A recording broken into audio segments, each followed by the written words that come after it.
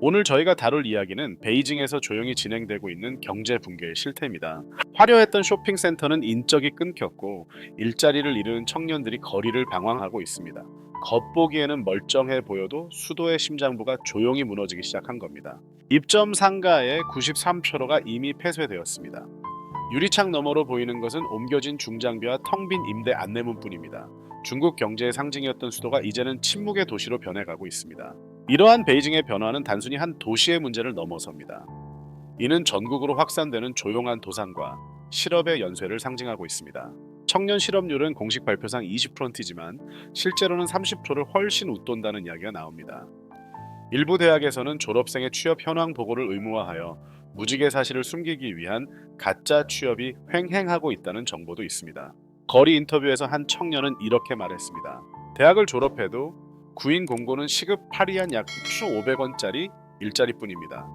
월세 300위안 약 5만 5천 원 참 5천 원조차 못 내서 친구 4명과 방을 공유하고 있습니다. 이 말은 중국 전역의 청년들이 직면한 현실을 대변합니다.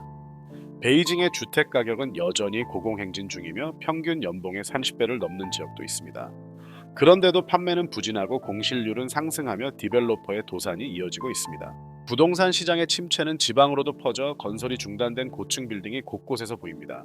그리고 그곳에 살 예정이었던 사람들은 주택 대출금만 떠안은 채 남아 있습니다.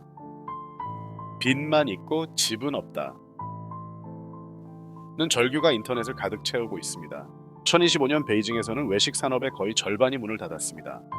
물가 상승과 소비자의 절약 심리가 원인입니다. 주말에는 만석이었던 인기 맛집조차 이제는 손님이 한 명도 오지 않는 날이 드물지 않습니다. 물가는 오르는데 월급은 그대로다. 라는 탄식이 전국에서 들려옵니다.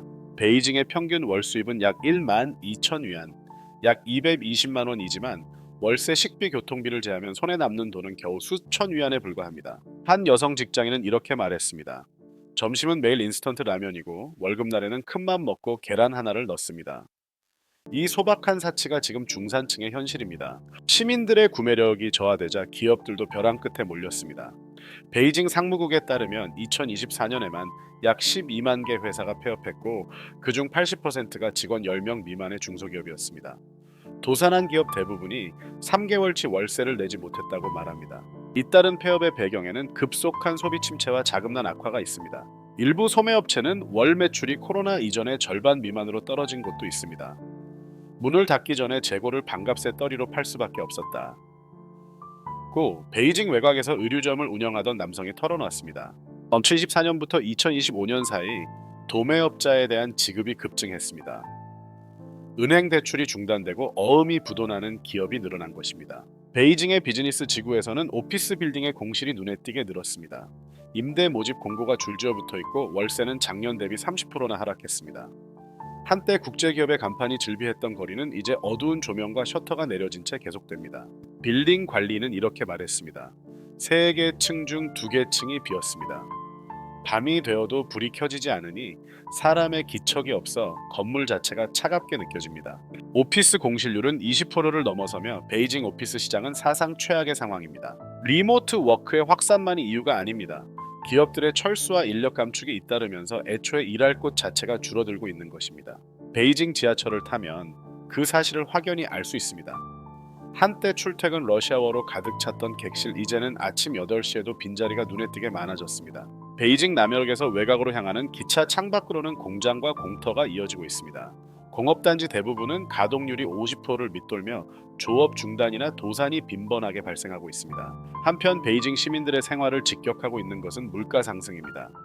계란 한 판이 10위안 약 1,800원, 빵 한 개가 8위안입니다.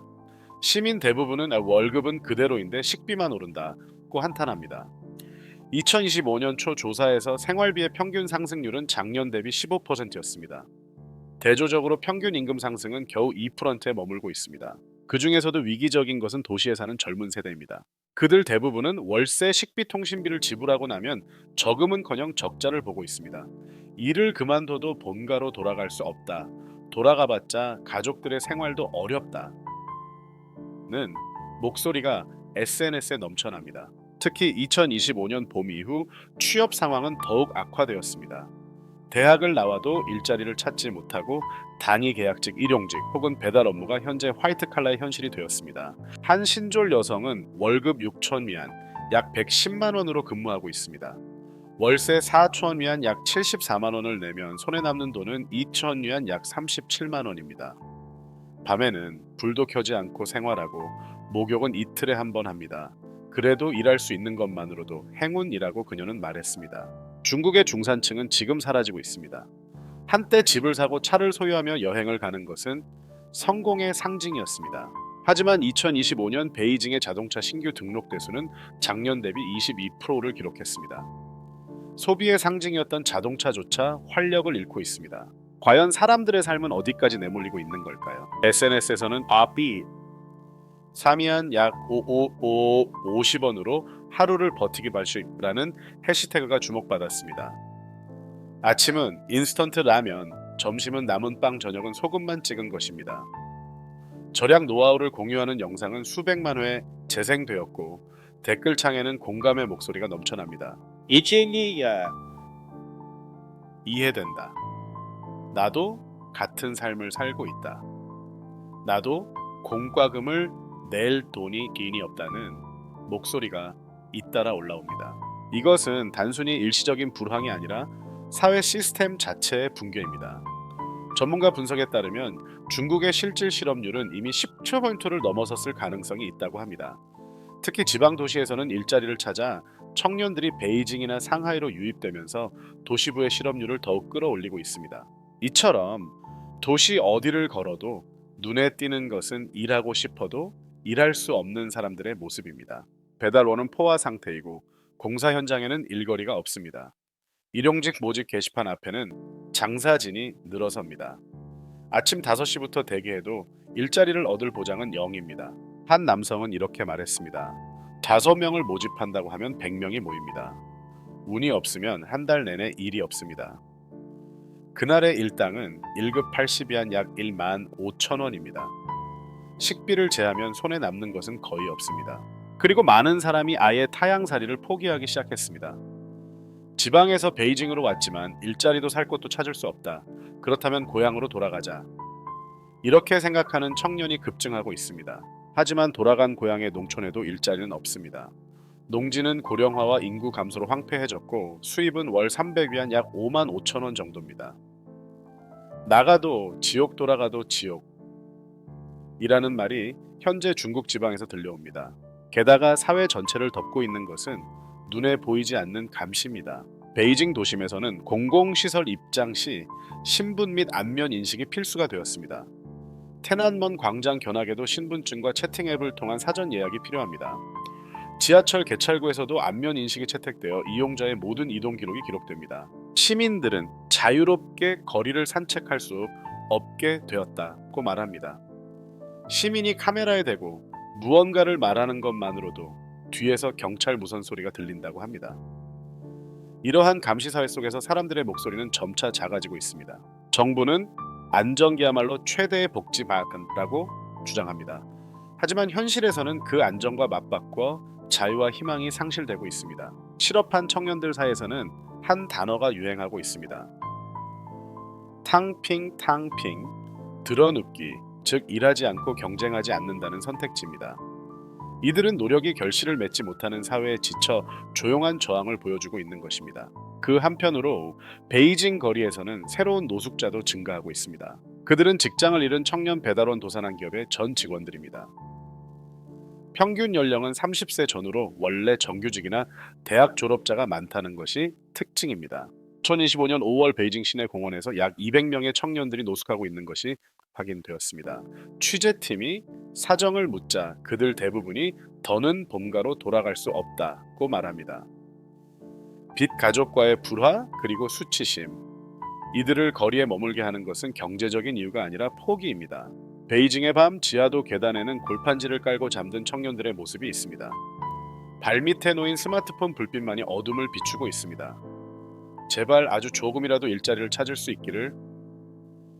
그런 기도가 지하 통로에 울려 퍼지고 있었습니다. 베이징역 주변에서는 매일 밤 자원봉사자들이 무료 급식을 실시하고 있습니다. 제공되는 것은 따뜻한 수프와 빵, 받는 사람들은 대부분 청년입니다. 그들 대부분은 한때는 꿈을 품고 있었다고 말합니다.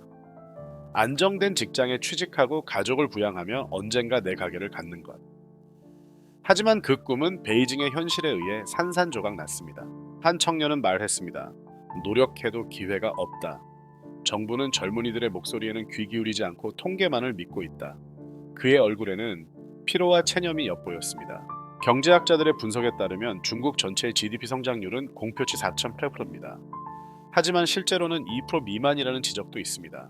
특히 개인 소비와 민간 투자가 위축되면서 실물 경제의 냉각은 계속되고 있습니다.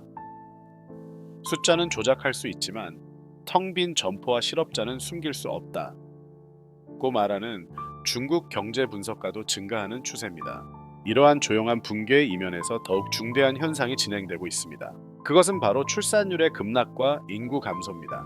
베이징에서는 2025년 출생아 수가 사상 최저를 기록했습니다. 혼인 건수도 작년 대비 12% 줄었습니다. 청년들은 결혼도 출산도 포기하고 있습니다. 이유는 명확합니다. 아이를 키울 돈이 없고 미래가 보이지 않는다. 그것이 지금의 현실입니다. 이것은 베이징에 한정된 이야기가 아닙니다. 상하이, 선전, 광저우 등 주요 도시에서도 비슷한 현상이 벌어지고 있습니다. 한때 경제 성장을 이끌었던 도시부의 중산층이 소멸하고 있는 것입니다. 그리고 그 공동화 현상은 지방으로 확산되고 있습니다. 지방 농촌에서는 청년들이 떠나고 고령자들만이 남겨졌습니다. 농지는 황폐해지고 학교는 폐교되었습니다. 한때의 활기는 찾아볼 수 없습니다. 이제 사람이 돌아올 날은 없을 것. 샤바이라고 말하는 노인의 목소리가 조용히 울려 퍼집니다.